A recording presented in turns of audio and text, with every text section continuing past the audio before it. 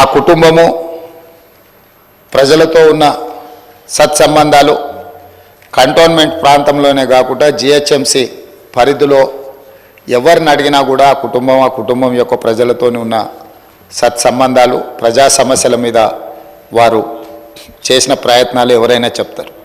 ముఖ్యంగా కీర్తిశేషులు సాయన్న గారు మృదు స్వభావి, సమస్యలను పరిష్కరించాలన్న తపన తప్ప రాజకీయాలకు అతీతంగా అందరితో ఒక మంచి సంబంధాలు ఉండి ఆ ప్రాంత సమస్యల కోసం వారు పోరాటం చేశారు.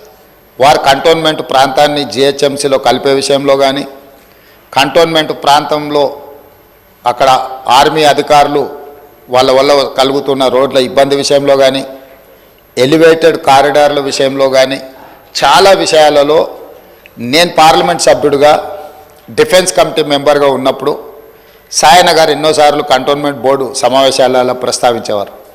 ఎందుకు అనంటే వారు ఎమ్మెల్యేగా నేను ఎంపీగా ఈ సమస్యల్ని పరిష్కరిస్తే ఆ కంటోన్మెంట్ ప్రాంత ప్రజలకు న్యాయం జరుగుతుంది, మేలు జరుగుతుందని చెప్పి వారు పరితపించారు. కానీ దురదృష్టవశాత్తు ఎలివేటెడ్ కారిడార్ల అనుమతి, అదేవిధంగా కంటోన్మెంట్ ప్రాంతాన్ని జిహెచ్ఎంసీలో కలపడానికి అనుమతి వచ్చే సమయానికి వారు లేరు. వారి వారసురాలుగా వచ్చిన లాసెన్ అందిత గారైనా ఆ సందర్భంలో ఉండి ఉంటే చాలా సంతోషపడి ఉండేవాళ్ళు. ఎందుకంటే సాయన్న గారి ప్రజలకు ఇచ్చిన మాట నెరవేరిందని. కానీ దురదృష్టవశాత్తు లాసెన్ అందిత గారు కూడా ఈ కంటోన్మెంటు అత్యంత కీలకమైన సమస్యల పరిష్కార సమయంలో వారు మన మధ్యత లేకపోవడం బాధాకరమైన విషయం. ఏది ఏమైనా కంటోన్మెంట్ ప్రజల హృదయాలలో సాయన్న గారు కానీ, సాయన్న గారి కుమార్తె వారసురాలు లాస్యనందిత గారు కానీ శాశ్వతంగా ప్రజల హృదయాలలో నిలిచిపోతారు.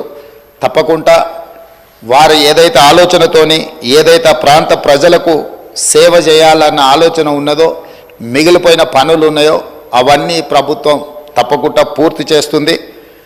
వారిని చిరస్థాయిగా గుర్తుపెట్టుకునే విధంగా ఈ ప్రభుత్వం ఆ పనులను ముందుకు తీసుకువెళ్తుంది. అందుకే అధ్యక్ష, ఆమె మృతి పట్ల ప్రగాఢ సంతాపాన్ని నేను ప్రకటిస్తున్నాను. శోకార్తులైన వారి కుటుంబానికి ప్రగాఢ సానుభూతిని తెలియజేస్తూ ఈ తీర్మానాన్ని ప్రవేశపెట్టడం జరిగింది అధ్యక్ష. ధన్యవాదాలు. ఇప్పుడే ముఖ్యమంత్రి గారు చెప్పినట్టు కంటోన్మెంట్లో సాయన్న గారు చేసిన సేవ, రాజకీయాలకు అతీతంగా కలిసి ఉండే మంచి వ్యక్తిత్వం, ఎన్నింటి వల్ల నందిత గారికి కూడా తప్పకుండా తండ్రి గారి ఆశీస్సులతో పార్టీ అండతో బ్రహ్మాండమైన మెజారిటీతో అమ్మాయి కూడా గెలిచింది అధ్యక్ష. బాధాకరం ఏమంటే సరిగా గెలిచిన కొద్ది కాలానికే మరి నల్లగొండలో మా పార్టీ సభ ఒకటి జరుగుతూ ఉంటే అక్కడికి నందిత గారు కూడా రావడం జరిగింది.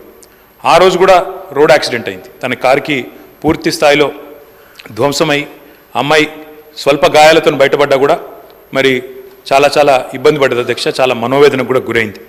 తదనంతరం వాళ్ళ ఇంట్లో కూడా ఒక చిన్న యాక్సిడెంట్ అయింది. వరుసగా ఏదో పగబట్టినట్టే నల్లగొండలో ప్రమాదం, తర్వాత అక్కడ లిఫ్ట్లో ప్రమాదం, ఆ తర్వాత మళ్ళీ అనుకోకుండా ఈ ఓఆర్ఆర్ మీద జరిగిన రోడ్ యాక్సిడెంట్లో అమ్మాయి మరణించడం జరిగింది అధ్యక్ష. మేము ఆ రోజు పార్టీగా మాట ఇచ్చి సాయన్న గారి కుటుంబం మా కుటుంబమే అని చెప్పి ఆనాడు సాయన్న గారి తర్వాత లాస్యనందిత గారికి పార్టీ అవకాశం ఇచ్చింది అధ్యక్ష. అమ్మాయి గెలిచింది. దురదృష్టవశాత్తు ఏడాది లోపలే అమ్మాయి మరణిస్తే తిరిగి వారి సోదరి నివేదిత గారికి మొన్న జరిగిన ఉప ఎన్నికల్లో కూడా అవకాశం ఇచ్చింది అధ్యక్ష పార్టీ నాయకత్వం, కేసీఆర్ గారు. కానీ దురదృష్టం ఉప ఎన్నికల్లో మొన్న మా పార్టీ ఓటమి పాలు కావడం జరిగింది అధ్యక్ష. నిజంగా కల్లో కూడా అనుకోలేదు. చురుకైన ఒక నాయకురాలు, మంచి వ్యక్తిత్వం, మంచి విద్యార్హతలు కలిగిన ఒక మహిళ ఈ శాసనసభలో అడుగుపెట్టిందని చెప్పి సంతోషపడ్డాం. భవిష్యత్తు ఉజ్వలంగా ఉంటుంది అమ్మాయికి అని చెప్పి ఆశించినాం. కానీ ఇదే సభలో ఆమె అడుగుపెట్టిన కొద్ది కాలానికే సంతాప తీర్మానం మీద మాట్లాడాల్సి వస్తుందనే ఆవేదన మాత్రం మా సభ్యులందరికీ ఉంది అధ్యక్ష.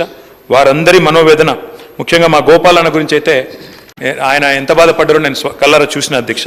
అందుకే ఇలాంటి క్లిష్ట పరిస్థితుల్లో సాయన్న గారి మరణం తర్వాత మేమందరం కూడా ఆ కుటుంబానికి అండగా నిలబడాలని పార్టీగా నిర్ణయం తీసుకున్నాం.